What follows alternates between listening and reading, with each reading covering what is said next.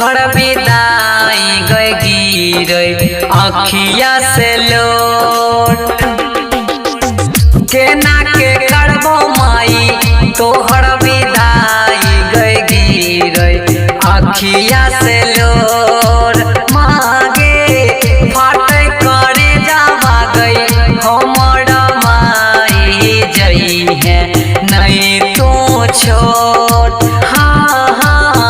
केना के करबो जननी तोहर विदाई गए गिरे अखिया से लोर केना के करबो माई तोहर विदाई गए गिरे माँ देव की म्यूजिक प्रेजेंट। केना के करबो माई तोहर विदाई गए गिरे अखिया से देवलोक से अइले मैया बेटा के घरवा लागै रहै बरसो खान गए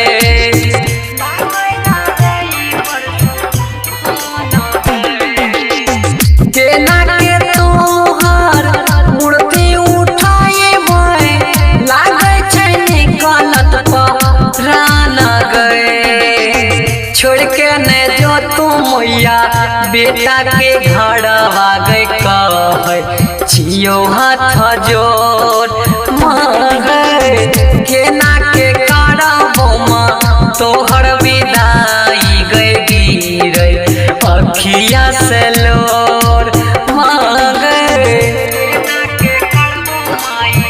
तोहर विदाई गए गिरे माँ श्यामा रिकॉर्डिंग स्टूडियो संत कबीर चौक सत्तर।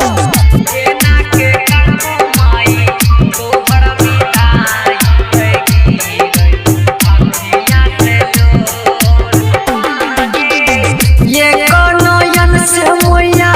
दुनिया के देखी है दोसर से रूप देवरा मान के दोसर से रूप देवरा मान के करिए गई भूला चुका माछामा केवल चितारा देव सर मान के चरण के धूला मैया देने गई जई है लगैबो मैया बारवार है गए केना के तोहर मैया मूर्ति उठाई गई गिरे